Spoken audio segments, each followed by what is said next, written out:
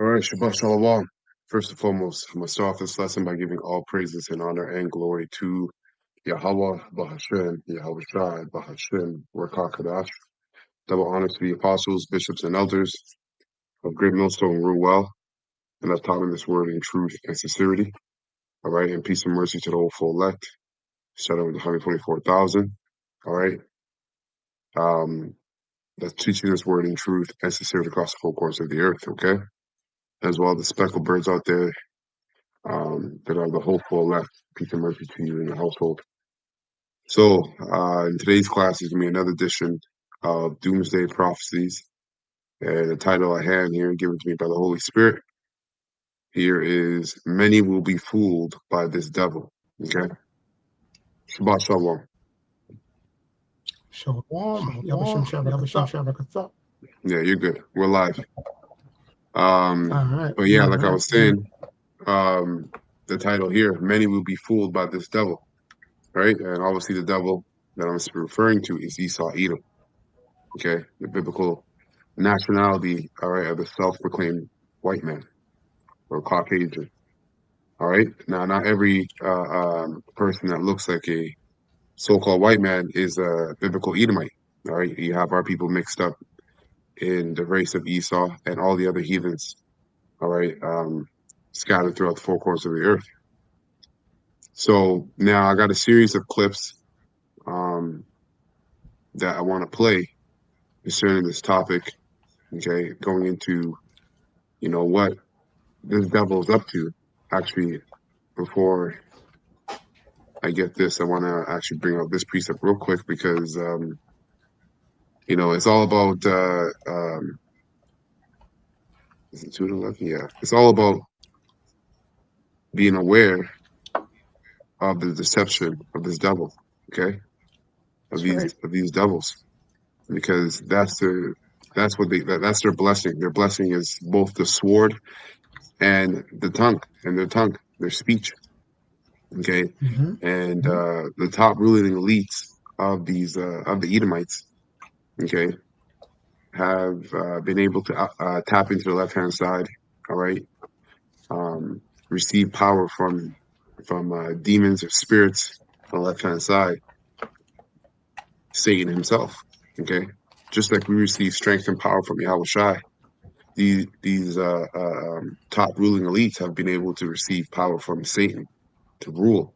That's why when you go into Job 9:24, it tells you that the world is given to the hand of the wicked. The Most High gave the world into the hand of the wicked. Okay? So this is, and I guess I'll get it into NLT. This is 2 Corinthians 2:11. It says, so that Satan will not outsmart us, right? For we are familiar with his evil schemes. And that's what we're going to highlight is, as we always do, okay, the evil schemes of Satan through his physical counterpart, Esau Edom, the top wicked elite, all right, through what I like to coin and call them, there's his stooges, all right, that are throughout the four corners of the earth. And I'm going to get into what that word stooge is. I brought it out a couple times. Well, I'm going to bring it out again here in chat. But he'll use these guys and to use psyops and witchcraft and enchantments, all right, to herd along the people into NWO, New World Order, by the way of the MOTB. That's what he's doing, all right. So, with that being said, let's go into stooges, and then I know Malak, you have a precept that we'll get these clips out. So here, as you can see, I asked chat, what's a stooge, right? So it said, a stooge is someone who serves as a tool, puppet, or subordinate for someone else, often doing the dirty work or following orders without question. Here are the main meanings depending on context. It says the general meaning, a stooge is a person who is used by someone more powerful, okay? Like a front man. So President Trump, guess what? He's a stooge, right? He's a front man. He's a face, all right, of the United States. but he works, Mhm. all right, for Right. higher up elites. So a lot of these politicians and technocrats, they don't actually have the full scope, all right, of what they're involved in. See, the hopeful elect, shout out to the 144,000 via the Holy Spirit, we have the full scope, all right, of what's transpiring, what has happened, and what is to come. The full scope. Okay. So it says like a front man, pawn or fluky. Okay. Example, the corrupt leader surrounded himself with stooges who did whatever he said. Okay. So the second meaning is a comedy meaning, right? The comedy meaning. This is my favorite definition. And it says Mhm. in old slapstick comedy like The Three Wow. Stooges, a stooge is a comedian who plays the fool, okay, or the one who gets the jokes played on them. You see, so there's two kinds of stooges.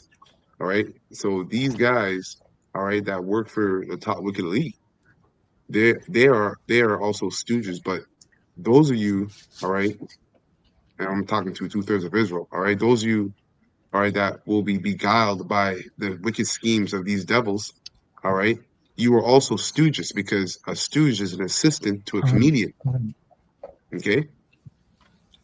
It's also a stooge is also an assistant to a comedian. The comedian would be the top wicked elite. The stooges would be these people, you know, your entertainers, your athletes, your politicians, technocrats, presidents, and so on and so forth, right? Those would be the stooges, and the joke is being played upon you people, the American people, the world at large, and first and foremost, all right, you rebellious Israelites. Okay, as it says, a stooge is a comedian who plays the fool or the one who gets the joke played on them. Okay, Woo. Woo. political Straight. or social Straight. meaning. A stooge can refer to someone who pretends to be independent but secretly serves another agenda. For an example, the official is just a stooge for corrupt interests, for corporate interests, right? So then I further asked chat, um, Mhm. you know, to basically to parallel modern day stooges with the global elite, and this is what chat had to say. So it said, in modern terms, the word stooge fits well when you are talking about people who knowingly or unknowingly, you see, Knowingly, and this is why I say beautiful. not everybody that's a Freemason, all right, or an Illuminist actually knows or actually has the full scope of what they're involved in. Okay, because a stooge can be someone who's aware of it and someone who's Beautiful. unaware of it, Beautiful. right? Just like control opposition.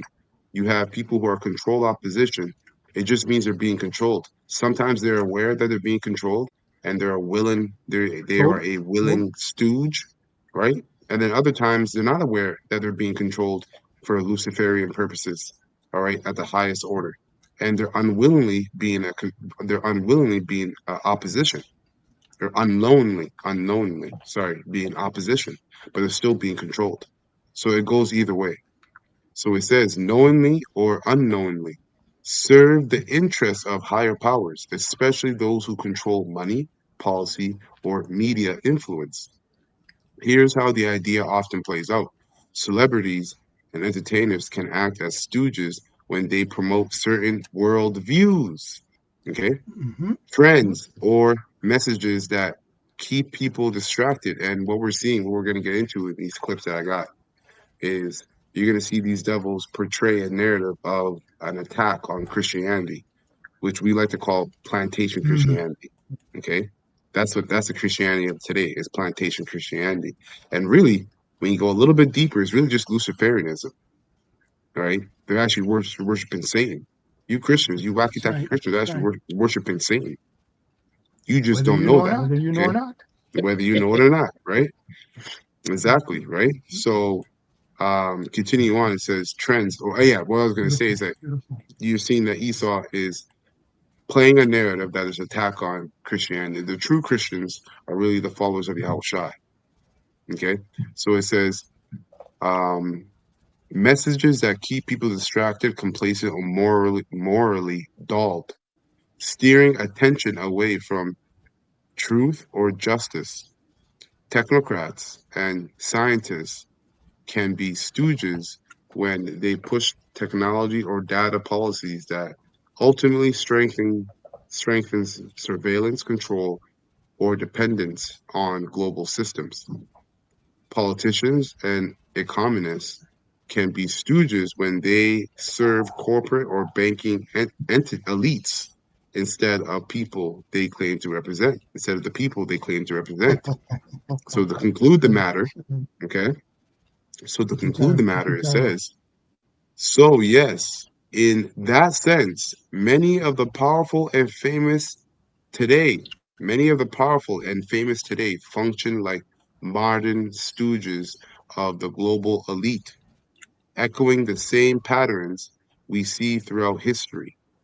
Pharaohs and their magicians, Nebuchadnezzar and his astrologers, you see, Herod and his courtiers. Okay, so nothing's new under the sun. That which is then is now. Okay, simply put, or even false prophets under Ahab. You see, they were stooges to Ahab, right? Or even false prophets under Ahab. Yeah, because Ahab the king, he had those prophets that would just tell him whatever he would like to hear. You see, and then you had the one prophet, I think Micah or Micah. He told the King Ahab didn't like him because all he ever told was the truth, whether he liked it or not, whether the king liked it or not. Okay, so you have that example as well. It says all tools used to maintain control over the people. All right, so just wanted to read that, preface that, so you can get a little bit more insight on what we're gonna bring up today in this lesson and the videos that we'll play. But that's it. You got it, Malak, and then we'll get those clips. Beautiful. I'm going to go to the book of Wisdom of Solomon. 13th chapter. Oh, we're gonna have to hold that. We'll get back to that. Hold that. Yeah, we'll get back to that. In that case, no. We'll hold it. In that case, I'm gonna go to Sirach and 19 and 22. GNT or GNT or KJV. Actually, I'm going to read it from the KJV. One verse. And so it says, the knowledge of wickedness is not wisdom. Neither at any time the counsel of sinners prudence. Okay. So right. never. This is the truth. The knowledge of wickedness. It's never the truth of the Lord on the right hand side, so to speak. Let me be clear. Salake, you cut out. You might have to say that again. At least it sounded like you cut out. I'm getting a little echo. It's all good, but it's all good. I'll just read the precept again. How about now? Check. Can you hear me? Yeah, I can hear you. Okay, beautiful. No echo now. Yes, right. Sirach 19:22. The knowledge of wickedness is not wisdom, neither at any time the counsel of sinners prudence. You see? So yeah, it's never the truth, man. There's no way you can twist this. And this is their truth. This is Satan's truth in regards to what we're going into here, how he believes, and it's exposed. Okay, right. The knowledge of wickedness. Right. Okay, you stooges, you stooges. You're all stooges for Yahweh Hashem Shai on the left hand side. Let me be clear. So yeah, that's it. That's all I got. Yep, and another point as well with this verse. Another reason why the knowledge of wickedness is not wisdom is because when you go into the knowledge of wickedness, it doesn't teach you to fear the Lord and to be obedient to the Most High, Yahweh. what it does is it teaches you that you could be on par with the Most High, that you could be a God yourself. That's what the serpent told Eve, and that's where all this knowledge, all right, of wickedness stems from what the serpent was beguiling Eve with. Okay, because he said, and we're going to get that later. We'll bring that out later, but that's really where its roots stem from. Okay, and also let me read verse 23. It says, "There is a wickedness, and the same an abomination, right? And there is a fool wanting in wisdom," and that's these Edomites and you rebellious Israelites. You're like fools wanting in wisdom. Why? Because you rebel and reject the way to receive wisdom, especially as an Israelite. All right, Esau Edom is set up for the left-hand side anyway, so he's doing what he's created to do. All right, and yes, of course, two-thirds are doing what they're created to do in the sense of the movie and the purpose of the Most High, but that doesn't expel them from judgment because you were also created as the righteous. Okay, so in want of wisdom, you took a shortcut. All right, you sold your soul. Okay, and now you're dallied with the left-hand side and left-hand practices, and like the scriptures say, you pierced yourself with many sorrows. Okay, so I'll read it again. It says, "There is a wickedness and the same an ambition and an abomination. There is a fool wanting in wisdom," right? "He that has small understanding and feareth the Lord, Yahweh, Bashem Yahshai, is better than one that has much wisdom." You see?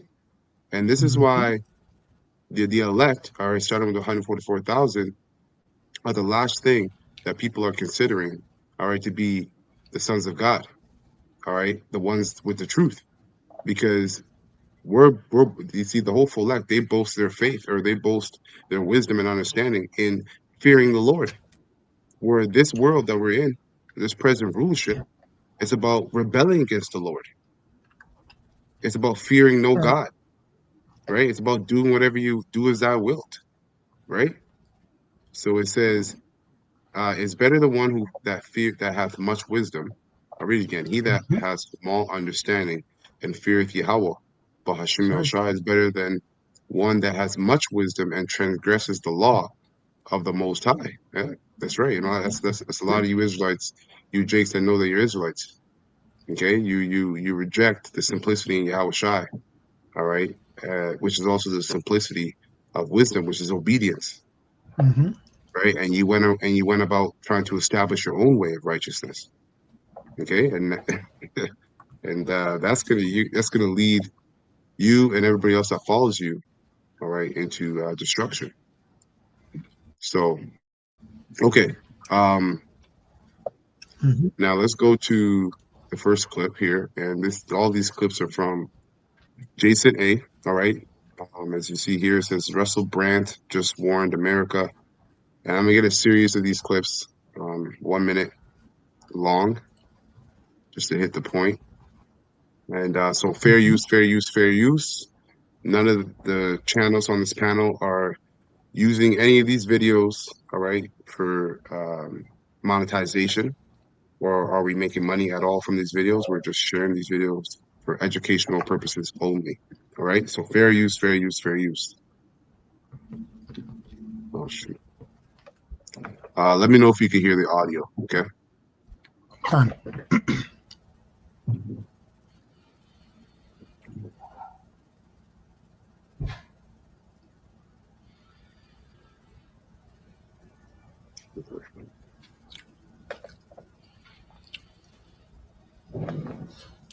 No, not yet.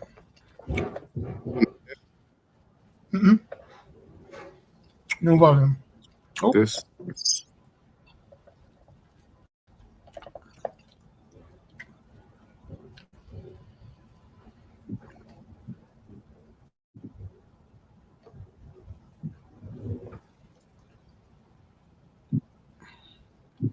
Okay.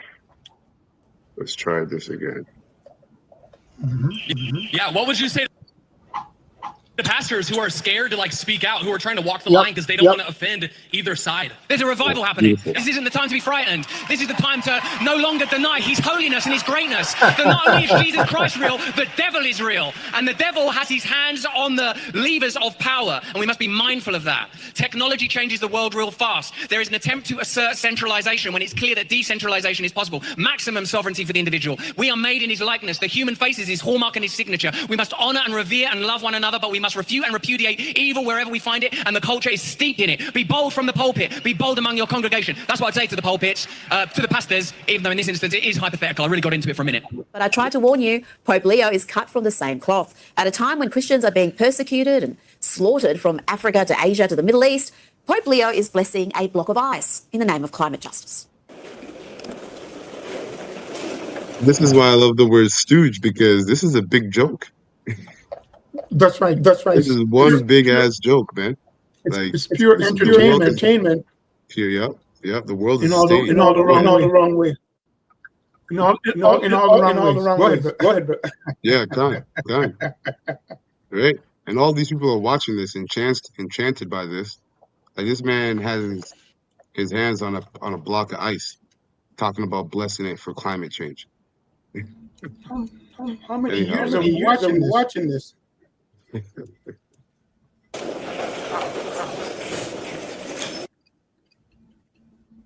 Joining me now is Newsweek's senior editor-at-large and Article 3 Project Senior Counsel Josh Hammer. Josh, what do you make of that performance, Pope Leo engaging in the progress? The idea that you could turn the clock back and try to Let's start in the US, where Hillary Clinton has decried white men of a certain religion for reversing what she calls social progress. The idea that you could turn the clock back and try to recreate a world that never was, dominated by, let's say it, white men of a certain persuasion, a certain religion, a certain point of view, a certain ideology, it's just doing such damage to what we should be aiming for. And we were on the path toward that. There you go, Douglas. White Christian men holding back social progress. Well, Hillary Clinton obviously believes in the myth that so many progressives do, which is that you're on a trajectory to just have more and more rights, get more and more freedom. Okay, we're going to go from here. Yeah, we're going to go over here. Is the next clip, right? And it says the final warning from America. So this is another stooge, right? Matthew McConaughey on the importance of faith and family. So again, like I said earlier, I prefaced earlier, there's a narrative being pushed that in the midst of all these events that are taking place on earth, the violence and the sedition and all this, that, and third, right? All the perplexities, we all have to band together. We all, there's an attack on Christianity and religion. America's broken. We need to find back our faith and our Christian roots. All this stuff. It's just enchantments, okay? By repetition and stooges. Right. So let's listen to this guy here. When we're in the middle of the chaos, we feel like it's on us and on us only, and how in the heaven or hell are we going to get out of it? Faith being something that we can on our own in the 4 a.m. solitude with ourselves, as well as in the masses in the arena of millions of people. Faith is something, the truth, that the stability that we're our head and heart connected with our spirit, where we can feel stable and go and trust ourselves. Trust that sometimes this too shall pass. Trust that I'm playing the longer game. No, we're in the immortal race. This is small stuff. This inconvenience that I'm in right now, and believe in that and understanding that helps us get through a lot of crises. And it's not tomfoolery. It's not foolish optimism. It's letting you know, letting you know, just like the prophets have been letting you know, that we're about to enter into multiple crises. Okay, multiple crises, and your emotions are being basically set up psychologically. You're being set up, right, through enchantments, through these stooges, entertainers, and technocrats. They basically work as well. Another term for them, they serve as priests, all right? They're also priests. These guys are all Masonic, all right? They all have their different degrees in Masonry and all the different rites and clubs that they're a part of, okay? But again, like I said, not all of them are in, or not all of them have the full scope, all right, of what's really going on. So they have a narrative that they believe based upon what they were told at the level that they're at. Okay.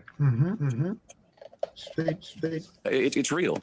You didn't believe that you were going to get to heaven. You're doing God's work here. You made peace in the Middle East. This guy's voice is crazy. It's fucking crazy.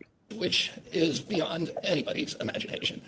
And now you're giving millions of Americans a chance to have babies. And you're doing this while the government is locked down by the Democrats. But this administration has not stopped working for the American people. And that's because of your energy, your commitment, your vision. And I want to thank you for allowing me to be part of it. A Christian revival across the country. Bible sales increasing over 40% since 2022. Religion app downloads surging nearly 80%. That increase since 2019. And Christian music Spotify streams up 50% from 2019. We haven't gotten to the more perfect union, and we fought a civil war over part of it. And people have been protesting, for hundreds of years that things were not as they should be, given our ideals and how we should be moving toward them. So I think that's what makes us so special as a country. And the idea that you could turn the clock back and try to recreate a world that never was, dominated by, let's say it, white men of a certain persuasion, a certain religion, a certain point of view, a certain ideology, it's just doing such damage to what we should be aiming for. And we were on. Yeah, so basically, in layman terms, why are we focusing and worrying about the past and not pushing forward for a bright future ahead of us in the midst of all the turmoil that's going on in the world, right? Just like the old proverbial story of the phoenix rising out of the ashes. These top wicked elites, they see themselves as that phoenix rising out of the ashes of World War III. Okay, and now what's happening is you have these stooges who are enchantizing, right, the world, right, to unify together under one unifying light, under one religion. That's what the MOTB is going to come down to.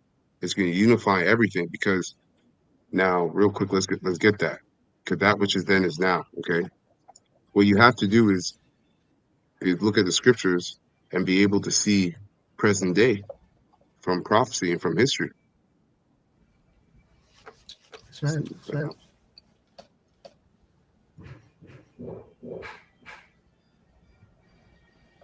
Oh, come on.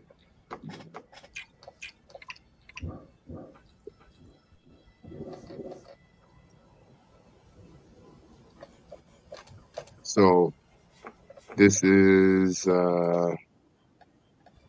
Genesis 11. Okay, I'm gonna get this in NLT. Genesis 11. And this is, I'll start from 1, right? And this is the story of Tower of Babel. So what we're witnessing right now is a technological Tower of Babel, a unification of all people under one understanding, all right? One knowledge, one God, being Lucifer, not the Most High Yahweh, and then his son Yahushua, all right, which is how it's really going to be established, okay, in the near future. So it says here, at one time, one world order, right? That's right. That's right. One world order. Yeah, that's right. It says Genesis 11:1. Actually, I might ask chat, about that real quick. Yeah, that's true. There's New World Order and there's One World Order, right? So, hey, chat, what is the One World Order?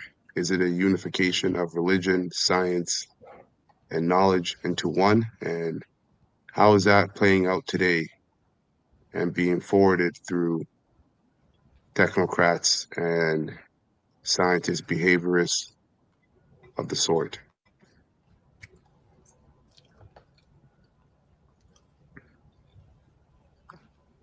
All right, so while that chat's thinking, we're going to go back to this precept, and then we'll come back here. So it says here in Genesis 11:1, at one time, all the people of the world spoke the same language, this is NLT, and used the same words. As the people migrated to the east, they found a plain in the land of Babylonia and settled there. They began saying to each other, let's make bricks and harden them with fire. In this region, bricks were used instead of stones, and the tar was used for mortar. They said, then they said, come, let us build a great city for ourselves, with a tower that reaches into the sky, because when you go into ziggurats and temples and mountains, you would always build a temple on the highest mountain because that represented the heavens, where the heavens where the heavens meet the sky, right? The spiritual realm, right? Where the temple meets the heavens. Slake, the temple would meet the heavens. So you would always want to pick the highest hill or the highest mountain to build a temple. Like when these guys get together, where do they go to again? In Sweden, in Switzerland. Where do they go to again? Davos. Right? Davos, yeah, Davos, right? Davos. Actually, I think it's the highest peak, the highest mountain in Switzerland, if I'm not mistaken. Someone can fact check me on that. You can put it in a comment board. And then The religious no, I was going to say the religious arm back in the day was Camp David. Yeah. Sorry. Camp David in Israel, so to speak. So that's the highest. Religious representation on planet Earth. Right. Camp David. It's like the Camp David. Camp David. It's a term. You can pull it up later on. Oh, I never heard that. For spiritual things. The religious leaders go there. Okay, interesting. Okay, so continuing, it says, then they said, come, let us build a great city for ourselves with a tower that reaches into the sky. This will make us famous and keep us from being scattered all over the world. And according to Josephus, right, the reason of this was because the earth, they wanted to build something so that it wouldn't be flooded again, right? And that's basically what Nimrod's campaign speech was all about, right? Josephus, that's the reason. So we'll find it out in the book. It says, this will make us famous and keep us from being scattered all over the world, right? So that's happening by the way of this one world order and via the MOTB, right? Michael C. hit.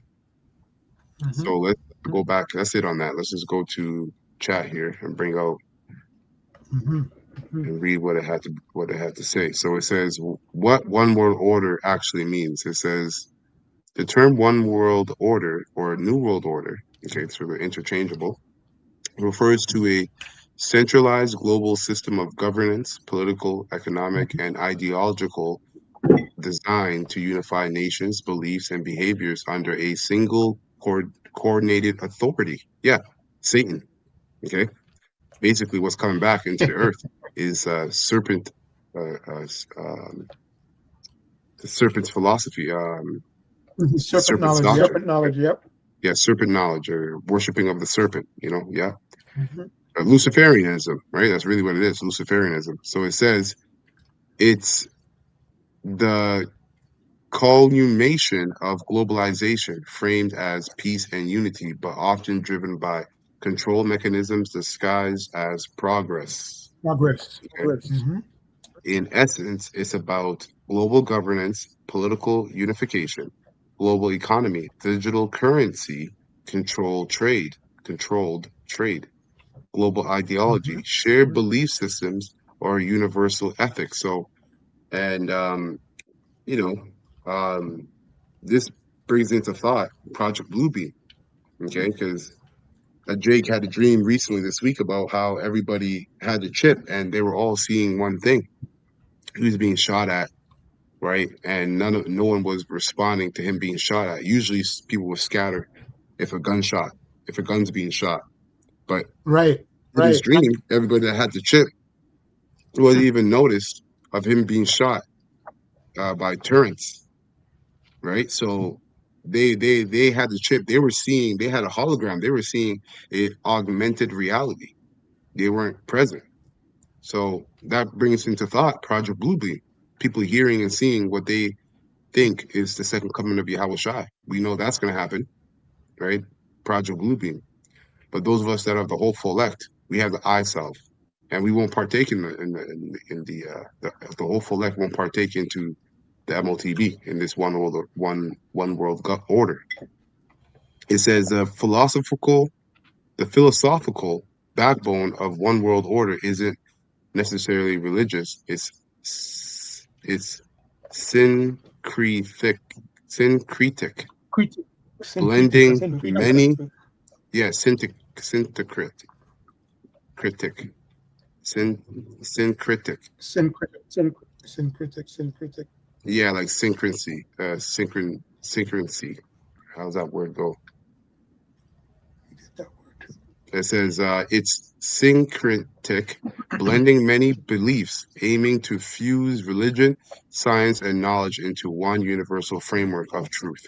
Okay, so it goes on and on about how technocrats are doing this and everything, but you get the point of what a one world government is and the idea of unifying everybody under one authority, which is not Yahweh Shai, because the kingdom of heaven is the same thing. The kingdom of heaven is actually a one world order under, a unification under Yahweh Shai and the Israelites. Okay. So you got precept you want to bring up? I got several. No, you go ahead and okay. You're looking for this word. So I'm gonna bring up 3 precepts. The first one here, we're gonna go to Joel.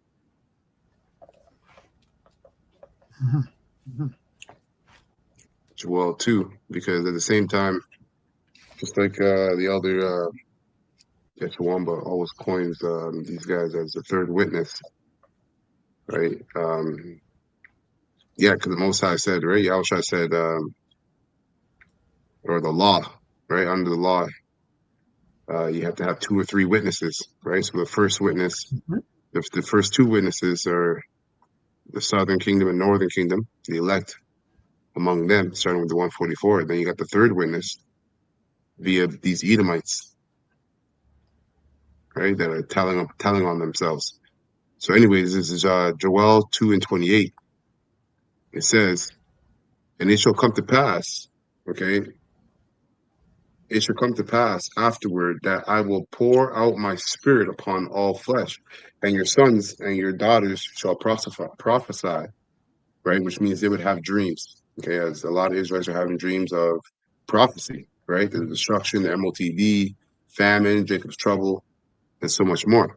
So it says, your old men shall dream dreams, your young men shall see visions, and also upon the servants and upon the handmaids, in those days will I pour out my spirit. So the reason why I'm reading this, because there is, okay, an awakening to basically of things spiritual. There is awakening to things that are spiritual, as we're seeing a sign. We're seeing many signs in the heavens that were prophesied to happen. Blood moons, right? Solar eclipse, the chariots of the Most High. A lot of sightings of the chariots of the Most High. Spiritual entities, so angels on the left-hand side and the right-hand side. So a lot of spiritual things are happening, and what Esau is trying to do is he can't control what's happening, but he's trying to control the narrative of what's happening. You see? And he's using deception because he's not in control. The Most High is in control. As I just read, the Most High says he's going to pour out his spirit upon all flesh.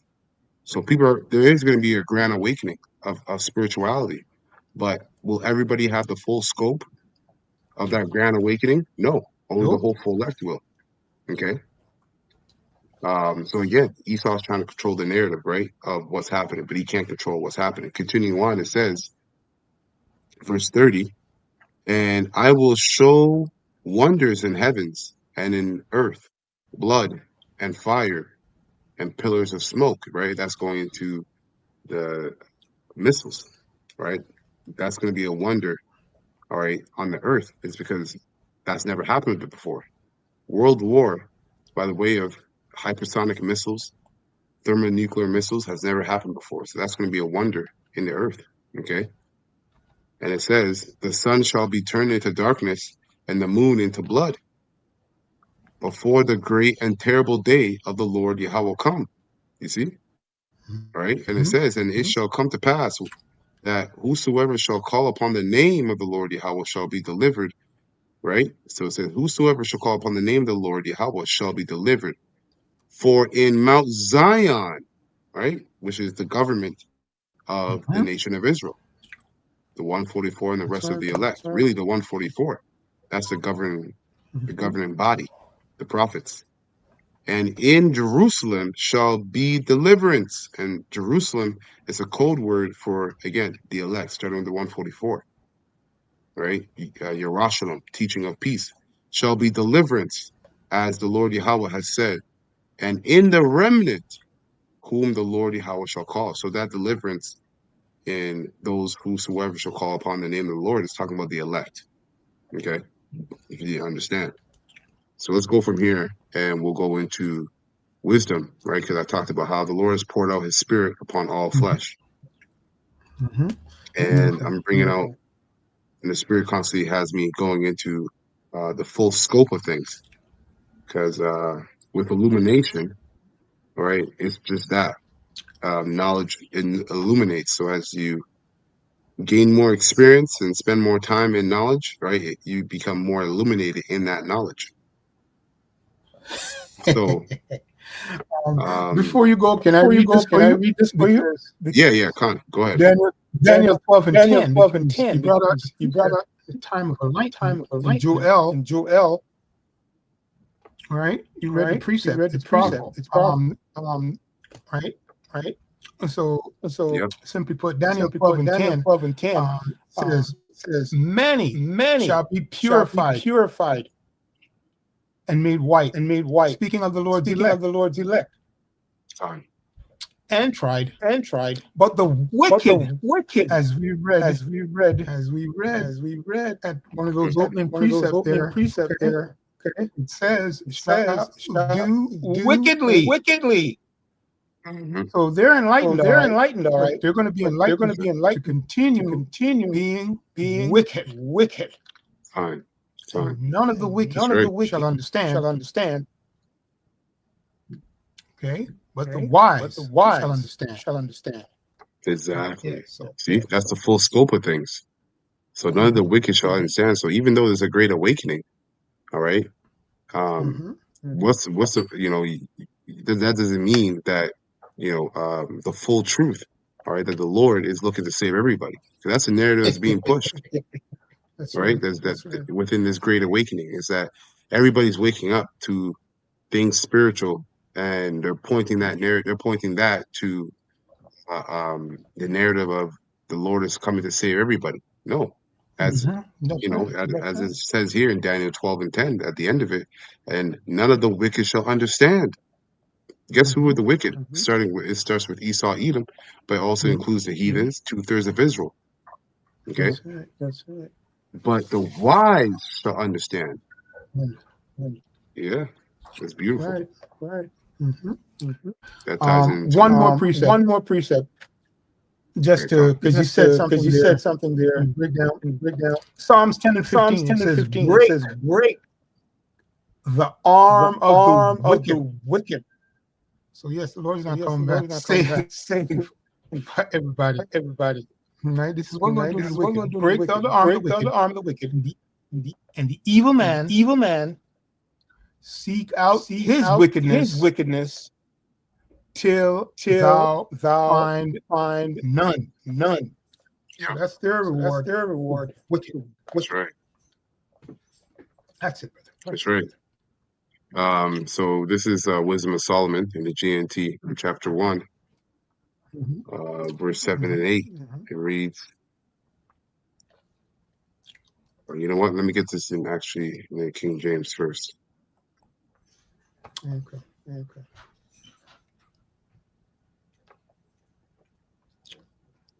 So,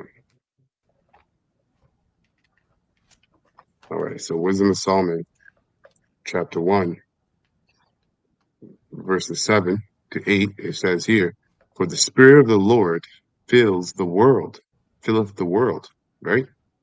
And that which containeth all things hath knowledge of the voice." All right, which is basically the Holy Spirit. Because then what's the voice? The voice of the Most High, of the prophets. And where did the prophets get their knowledge from? The Holy Spirit, the Comforter, that Yahweh Shai said he would send to them in the latter days. Okay, so verse 8, it says, this is the point. Therefore, he that speaketh unrighteous things cannot be hid, neither shall vengeance, when it punisheth, pass by him. Okay, so because of the prophets, Right. there's an inquisition being made, as it says here, verse 9. For the inquisition shall be made into the council of the ungodly, and the sound of his words shall come unto the Lord, Yahweh Shai, for the manifestation of his wicked deeds. That's why it's very necessary, all right, for the prophets to be out there sighing and crying, day in and day out. Because the inquisition is being made of this devil and his rulership, all right, first and foremost by the prophets, the witnesses, all right, the first and second witness, and then you have the third witness. Okay? Now, let's go from here. And let me just read verse 10. It says, for the ear of jealousy heareth all things, and the noise of murmurings is not hid. Okay? So Most High hears everything. So let's go from here and go to Sirach.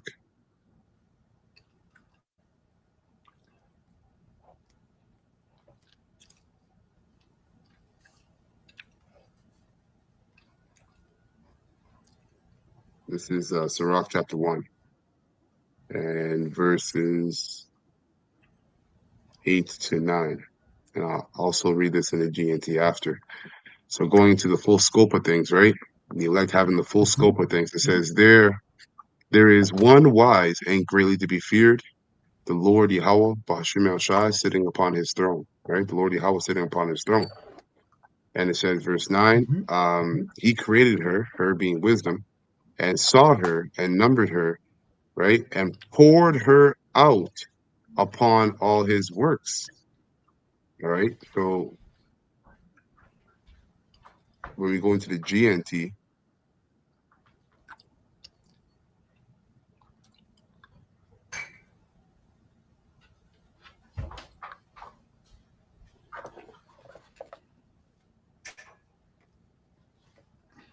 all right, so Sirach chapter 1, verse 8 in the GNT, it says, there is one who is wise and we must stand in awe before his throne. It says, the Lord Yahweh himself created wisdom. He saw her and recognized her value. And so he filled everything he made with wisdom. And then it says, verse 10, here's the point. He gave some measure of wisdom to everyone. Okay? Because the Most High poured out, going back to the Most High pouring out his spirit upon all flesh, right? But he poured it, okay? So her out on those who love him, you see? Which is the elect. So the Most High, if you want to get a visual, an illustration, the Most High was basically just, lightly dumping wisdom, all right, to upon the earth and all his works for them to function on how he wants them to function. But when it came to the hopeful elect, starting to 144, he poured it. He dumped wisdom on them so that they would have a full scope of the devices that would enter into the earth and the wickedness and the deception, ultimately, of this devil in the latter days. Yeah. That's right. If you love me, keep my commandments. That's right. And the elect is given the spirit of prophecy to receive that love. That's right. Done. All right, so we're gonna listen to this guy here. It's the next clip, and this is Alex Jones, another stooge. Okay, Bill Hicks. Alex Jones just gave a shocking warning. Okay, so we'll go ahead and play this clip. So-called shocking. It's not shocking to the hopeful elect, man. He's aging good though. Huh? Bill Hicks. I say Bill Hicks. Allegedly Bill Hicks. It's okay, brother. A larger question there. So John, let me know if you can hear this. they say the devil's greatest trick was convincing he didn't exist. I think that's the second biggest trick. I think convincing the world that good doesn't exist is the devil's biggest trick. Yes. And so that's really. Can you hear it? Yeah, clear. Bubble shot. We've all got a larger question there. So they say the devil's greatest trick was convincing the world he didn't exist. I think that's the second biggest trick. I think convincing the world that good doesn't exist is the devil's biggest trick. Yes. And so that's really what this is. We have to admit to ourselves that what we see and taste and touch and everything is a very small piece of actually what's going on. And that's that wider world. People have to, once they understand that there is this wider battle going on, then you realize, oh my God, God's real. I better choose God or I better choose the devil. But if people are kind of embedded into this and just grow up in it, and just with the corporate media and life, they get trained into the evil side, never knowing they really had a choice. Real-time host Bill Maher has slammed the media for failing to report on the slaughter of Christians in Nigeria by Islamist groups. Joining us now is Bernard Tutunji, National Director of Aid to the Power, and that it's all over, and we are the board. ignored by the media. Well, convincing us that there isn't anybody good, and that you don't have power, and that it's all over, and we are the Borg, you will be assimilated. The biggest trick is hopelessness when we're promoting truth and justice and honor, and we can't just dial into demons and fallen angels. We can also dial into God and get that message. But you first have to recognize that good and evil exist. Yes. And once you recognize that we are ethereal beings, that we are just manifesting ourselves in the third dimension, that all these people that are even atheists have these near-death experiences that come back with the same message. I mean, I personally in my life, have had so many times where I'm literally told something and it comes true. It just comes from God. And so I know this is real. We are a lot more complex than just what our eyes and ears, taste and touch pick up. And when you really actually study the globalist, none of them are atheists. They're into the occult. Exactly. And they believe they're interfacing. Even at Skull and Bones, at Yale, they get in these coffins for days. They try to get these spirits to come into them. They try to channel these spirits. You've got the heads of Skull and Bones there in the last few days seeing who's able to interface with this. These are real rituals that are part of activating parts of the mind so that people can see past the veil. Get us silent about what's happening in. Everybody's trying to see past the veil, right? But it's only the hopeful elect that are in the holies of holies, all right, with Yahweh Shai, which is the mercy seat. You read it. Beautiful. You read it earlier on. Food, wisdom. That's right. So we'll skip ahead here. For me, it's an easy question. I really put it down to a loss of faith. It's not just the horrific shooting in the United States. Those attacks ask you about what's because happening there's in been the US. a lot of We're seeing, shootings, right? more At churches, right? A lot of shootings have been at churches. So there's a lot of persecution, all right, of plantation Christians. As you see here, I think thousands of Christians, plantation Christians in Nigeria being murdered, all right? There's plantation Christian churches, all right, being shot at. So again, there's this narrative that's being stirred up while in the midst of all this, there's a government shutdown, ISIS waging war on the northern tribe, getting ready to wage war on the southern tribe. Okay, then you got the chariots, sightings of chariots, right? Tensions between global leaders is brewing as well. So so much is going on at once. This is why we have to be. This is why the hopeful elect, man, we cling to Yahweh Shai, because that's who's gonna give us the eyesight, right, to see all the way through. Everybody that doesn't have the eyesight, they're being taken, all right, by the wiles of the devil. There's so much going on. You're being taken in every direction. Okay, so. certainly targeting churches in the United States. I got a precept after that. Okay. After. According to a report, and of course that horrific shooting at a Minnesota Catholic school is just one of the latest. Yeah, so the attacks on U.S. churches have risen significantly since 2021 reports. Examples. What do you put this rise in attacks on churches down to in the U.S.? For me, it's an easy question. I really put it down to a loss of faith. It's not just the USA. There have been more than 100 arson attacks on churches in France in the last 5 years. 50 years ago, the entire Western world threw off what they deemed to be the shackles of the collective Christian faith. And so now, over 2 generations later, we've moved from a society of at least a cultural faith to hatred towards faith, Christian faith anyway. But the thing is, the Christian faith, it isn't just Sunday school and grace before meals. It's a whole world overview. Now, instead of worshiping the Creator, we worship the climate. We build massive places of worship called shopping centers. We eat, we drink, we marry. And in that same movement of secularization, we've moved towards an intolerance. Because I think deep down, people know that some of their moral, ethical, and life choices are not so good. Almost everybody, if they're given a choice early enough, will choose God that right way. The problem is the system on earth knows that. So the priest class in Christianity or Islam or Judaism, many of it, most of it's bad priests, bad churches who know the power's there, know people are looking for God, know they're seeking. So they're there basically to get the power from you instead of you basically transcending spiritually. And so that's why Christ talked about the relationship with God is personal. Yes. And the kingdom of God is within us. The New Agers go, oh, you are God. No, kingdom of God is within us. We're made in God's image. We have the potential to know God, to interface with God. That's worship God. And then through that, begin to transcend to a higher consciousness, interfacing with God, not God, but with God, and then part of God. It was just a bunch of confusion, right? But he's at his level of masonry, whatever that level is. But simply put, man, the idea is that is that you to become God, transhumanism, right? And that's what the serpent was spitting to Eve. transhumanism. Okay?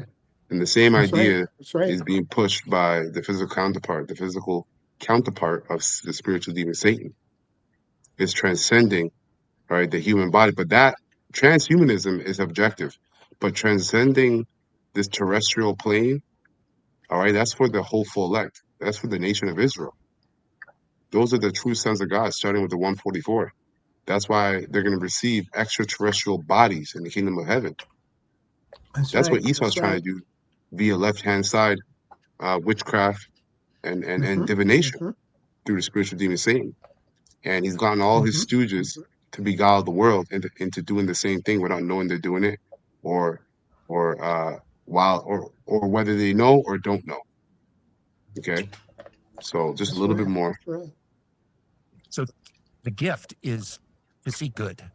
Like in that, I do think that's the trick, because no one needs a tutorial on evil. It's all around us. It's super obvious. It no longer disguises itself. Abortion for the sake of abortion. Like, what is that? It's human sacrifice. It's just Canaanite. And the DNC doing abortions inside of completely for the sake of abortion, not to improve the life of the girl or she's a 14-year-old rape victim. It's just like, no, abortion is inherently good because it's killing a person. That is all out in the open now. Nobody is confused about its existence. What you don't get a lot of is the recognition that good is a more than equal. It's a larger and opposing force. God is bigger than Satan, and you don't get that sense. Like, nobody talks about that. You don't see it. How do you find that? Yeah, the prophets have been talking about that. Okay, the prophets are being put on the back burner, right, for prophecy's sake for now, right? But once the Lord deems that aspect of the prophecy to play out, hey man, like the scriptures say, then they're gonna know that a prophet was among them. Okay. So many people purposely get turned off by the system by going to a church, whether it's Catholic, Protestant, any of it. And I'm a very empathic person, so growing up, I would feel at churches and get invited here or there, really creeped out, not by the parishioners, but by the people in the system that are trained. Because that is for sure. Gosh, where I feel the strongest demonic energy is in a lot of these big churches and a lot of these big things, because that's where the devil's sending his forces, and it's energetic. And so, but Christ criticized the Pharisees, Sadducees, constantly said, "You go pray up on the hill in front of everybody. You talk about how perfect you are." Right. So, and then as well, as I'm watching this, I'm also thinking a house divided. Right. So you got so much going on. Right. Esau's divided among himself. All right. People are sobering up from that wine of Babylon, and they're seeing things for what it actually is, because this man's time is up. All right, it's up. The jig is up, so to speak. But you got it, Malak. Then I got 2 more precepts, and that'll be it for me. Yeah, same here. This is it. I'm going to go to the Deuteronomy, the 32nd chapter. I'm going to read 3 verses, right? Because the point came up about nobody's talking about the powers. All right, which is bullshit. This guy talking about it. So this is Deuteronomy 32 and 3. It says, "Because I will publish the name of the Lord, Yahweh." This is italicized here. Sorry, what verse you at? Verse 3. 32. Okay, KJV. 32. I'm going to read to 5. Yeah. All right. So the point is in verse 4. It says, "Because I will publish the name of Yahweh. Ascribe ye greatness unto our power. Yahweh Shai. I'm going to say that. And his sons. And the rest of the sons. Yep. Yeah. How about Shemel Shai? That's right. Mm-hmm. Verse 4. Here's the point, right? And what we're in a time of namely that black horse, because judgment, and slavery. Yeah. Well, guess what? The slaves are being set free. It says Deuteronomy 32:4. He is the rock. His work is perfect. For all his ways are judgment. That's right. A power of truth without iniquity. Just and right is he. See? So Yahweh, Hashem Yahushai, man. And following in his stead are his sons. It started with leadership, you know. I'm going to stop there just to make get some competition in my ear. Go ahead, Ray. That's all I got on that. Judgment. All right, so now I just want to bring this out real quick. I brought out, just asking Chad about serpent worship today, right?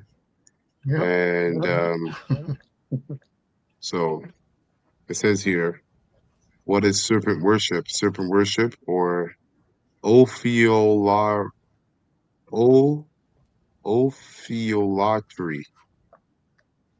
So serpent worship or ophiolatry is the veneration of serpents or dragons as divine, enlightened, or powerful beings. The serpent has been both a symbol of wisdom, fertility, and healing, and a symbol of deception, death, and rebellion, depending on which side of the spiritual war one stands. So it says biblical and ancient context. So civilization, Genesis, Hebrew Bible, right? Going into where the serpent was shown, serpent worship, going back to, actually, let's get that real quick.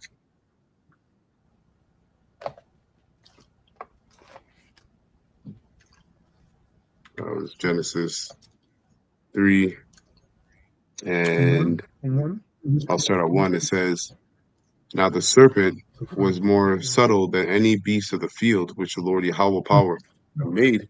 And he said unto the woman, yea, hath Yahweh said, ye shall not eat of every tree of the garden, right? And the woman said unto the serpent, we may eat of the fruit of the trees of the garden, but of the fruit of the tree which is in the midst of the garden, Yahweh said, ye shall not eat of it, neither shall ye touch it, lest ye die. Right? And it says here, verse 4 is the point, and the serpent said unto the woman, ye shall not surely die. For Yahweh doeth know that in the day ye eat thereof, right? Basically partake into left-hand side practices. Okay? Esoteric knowledge and basically serpent worship, right? What they call today Luciferianism. For Yahweh doeth know that in the day that ye eat thereof, then your eyes shall be open, and ye shall be as gods, knowing good and evil. And that's what Esau Edom is trying to produce out of himself, is to be a god, really above the Most High himself, right? But he's doing it by the way of MOTB and technology, where the hopeful that will receive that, right, through divine purpose and divine promise.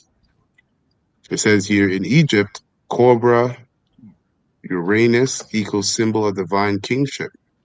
Okay, Babylon and Sumer, Greece, India, Canaan, and Phoenicia. So you're seeing all these different civilizations and empires worship the serpent, have their form of worshiping the serpent, or that serpent religion. That's right. Funny enough, that's how you know that was a religion, all right, that was there pre-flood, because all these nations came out of the 3 sons of Noah. That's right. So That's right. it's not a coincidence that they all have their own form of serpent worship or worshiping the serpent, or even their own form of they have their own story of the flood. Okay, That's right. That's right. so it says, so the serpent is an old, or let me just skip down here. It says the biblical view is the serpent is the adversary. And here it says number 3, the hidden esoteric meaning of serpent worship. In occult, Masonic, and New Age teachings, the serpent is reinterpreted as a positive symbol, the bringer of enlightenment, or Luciferic light. Albert Pike in Morals and Dogma connects Lucifer with the light bearer. Right, Isaiah 14, right? I saw Satan falling down from heaven. I saw Lucifer, or Satan. I think it was Lucifer. No, Satan falling down from heaven. Yeah, Satan there. Satan there. Yeah, like the same thing. Ezekiel. Roughly paraphrasing. So it says, and wisdom, echoing serpent symbolism from ancient mystery schools and occults. This serpent often represents Kundalini, serpent power coiled at the base of the spine. Going to sex magic. Okay. Rising through chakra to enlightenment. Hermes, Caduceus, twin serpents spiraling around a staff, symbolizing duality, healing, and balance. That's right. And Gnosticism, that's right. Gnosticism, where the serpent in Eden is praised for giving Adam and Eve knowledge. So that's how they see the story, right? That's right. That's how these Edomites that have carnal minds and 2/3 of Israel that are rebellious, that's how they see the story. Okay. It says, in essence, serpent worship equals veneration of forbidden illumination, believing that humanity can ascend and become divine through knowledge, energy, and or consciousness. The same lie for the same lie from Eden. All right. And real quick, it says here modern expressions of serpent worship in the world. Today's serpent symbolism is everywhere, often hidden in plain sight, while most people are unaware. The imagery and philosophy persists through secret societies and esoteric orders, right? Freemason Rosicrucians, theosophy, and then it also goes into medicine and science, right? The Caduceus, the two serpents on the staff, the rod of Asclepius, right? Hence going to pharmaceutical, pharmakia, right? It says pulp culture and media, movies, music, videos, and fashion glorify serpent imagery, from logos to tattoos to performance, right? New age and occult spirituality. Serpent or dragon energy is revered in yoga, meditation, energy healing, and Wiccan practices, right? Wiccan goes back into witch. Okay, so also, occult spirituality is plantation Christianity. That's occult spirituality as well. Okay. That's right. It says Guys on there. Huh? I said guys on the religion. Yeah. It says the Kundalini serpent is often awakened through chants or rituals to achieve Christ consciousness. You see? Right? So political and corporate symbolism. Serpent appears in logos, crest, and flags. Okay.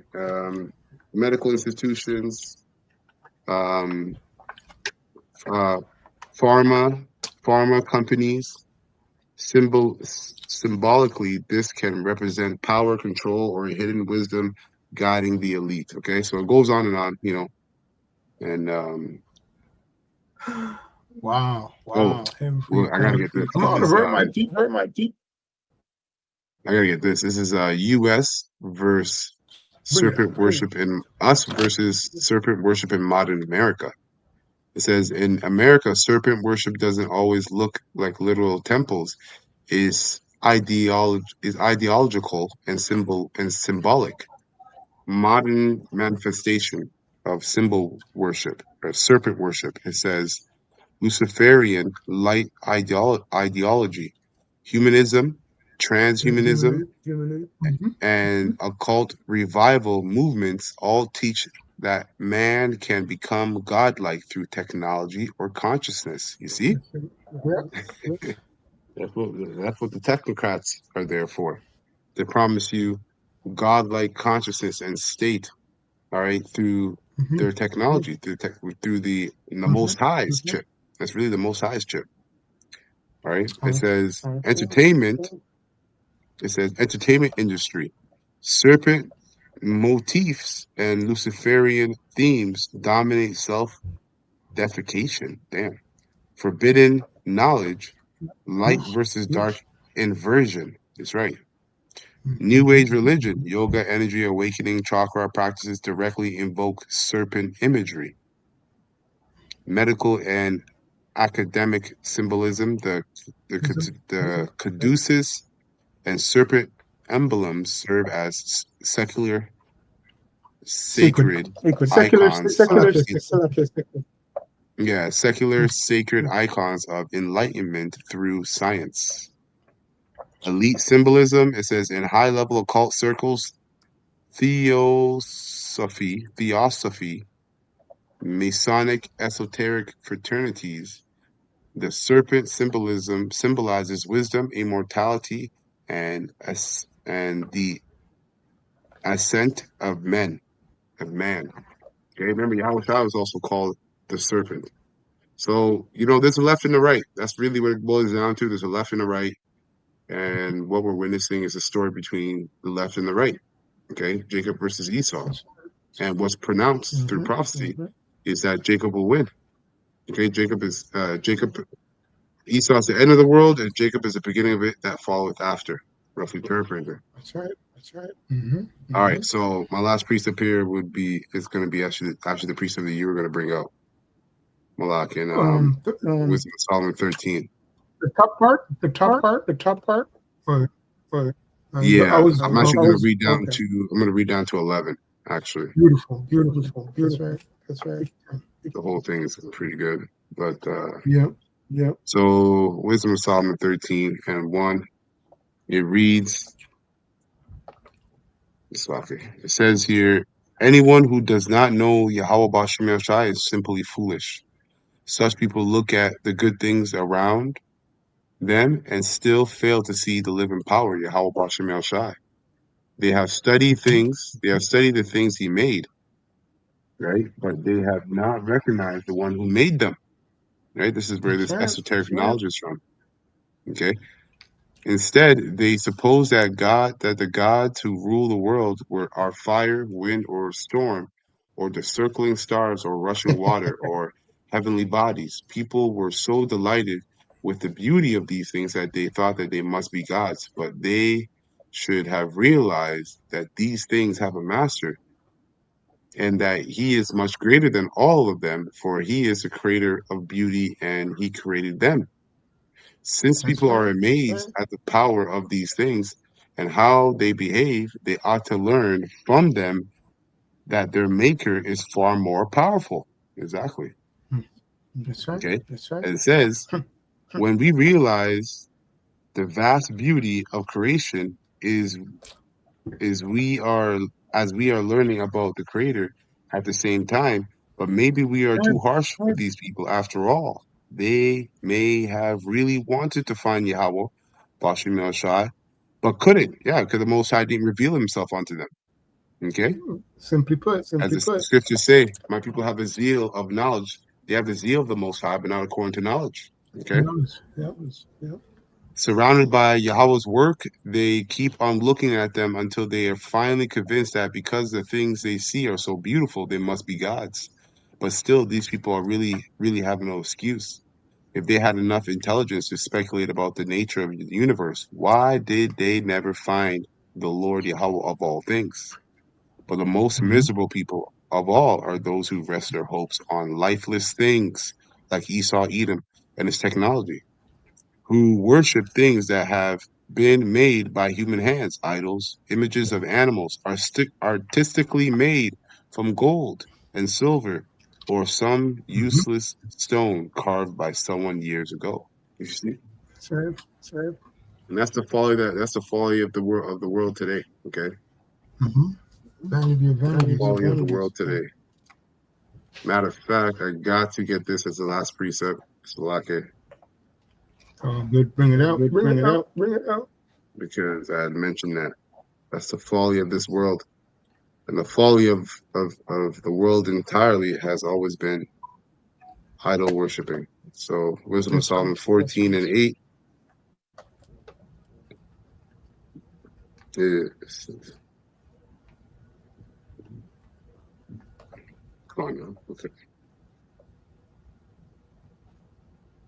okay. Wisdom of Solomon 14 and 8, it says, but that which is made with hands is cursed as well it, as he That's right. that That's made right. it, he because he made it, and it because being corruptible, it was called God. Okay? That's right. For the Oh, ungodly oh. and his ungodliness are both alike hateful unto Yahweh Bashem El Shai. For that which is made shall be punished together with him that made it. That's right. It says, That's right. therefore, even upon the idols of the Gentiles shall there be a visitation, because in the creature of Yahweh they are become an abomination and stumbling blocks to the souls of men, and a snare to the feet of the unwise. For the devising of idols was the beginning of spiritual fornication, and the invention of them, the corruption of life. You see? That's right. That's right. That's the invention of idols with the corruption of life. It corrupted life. Right? It says, for neither were they from the beginning, neither shall they be forever. Exactly. That's right. That's right. That's right. It says, verse 14, for by the vain glory of men, by the vain glory of men, they entered into the world, and therefore shall they come surely to an end. Just like Nimrod, right? They definitely made statues of Nimrod, but that was for his vain glory, deeming him and deify him as a god, right? Or as the son of the Most High.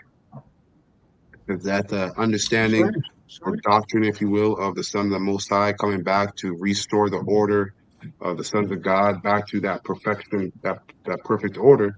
Guess what? That story was told to all three sons of Noah, but only the spirit of Shem picked it up, right? And only the spirit of Shem resonated with it, and then you have the seed, Arphaxad, Peleg, Eber. I'm not saying in the right order, but Eber, Arphaxad, Eber, Peleg, and so on and so forth. Okay, Japhet was doing whatever he was doing. Right, he was kind of just Japhet. But then you had Ham. Ham was into that serpent worship, into that sodomy and that esoteric knowledge of the left hand side. Okay, so what was the point of? Yeah, so yeah, that's basically it. I don't know if you got anything else you want to bring out. A lot. Yeah, idolatry. Yeah, no, idolatry is straightforward, man. It's all idolatry. vanity. Yep. So much there, but idolatry. Yep. That was the point. Oh yeah, that was my point. Powerful. Is that Khan Slaki was that Nimrod venerated himself as a son of God to restore order. Yes. That was my point, right? But it was always written of Yahweh Shai. Okay, so you've had many men, you've had that attempt of being chosen by the Most High as the son of the Most High, deifying yourself. All right, so that's it. Beautiful. Fun. That's it. It ended perfectly. Yeah. Well, lesson was straightforward and edifying to the hopeful elect of the nation of Israel. All right. Many will be fooled by this devil, man. So we're going to close up by giving all praises and honor and glory to Yahweh, Bahashem, Yahushai, Bahashem, Rakakadash. Double honors to the apostles, bishops, and elders of Great Millstone who rule well and have taught us word in truth and sincerity. Peace and mercy to the whole full elect, starting with 124,000 that's pushing this word in truth and sincerity across the four corners of the earth. Baba Ball, Kwama Sha'Allah, Shalom to the hopeful elect. Shalom to the hopeful elect. Shabbat Shalom. Shabbat Shalom, actually.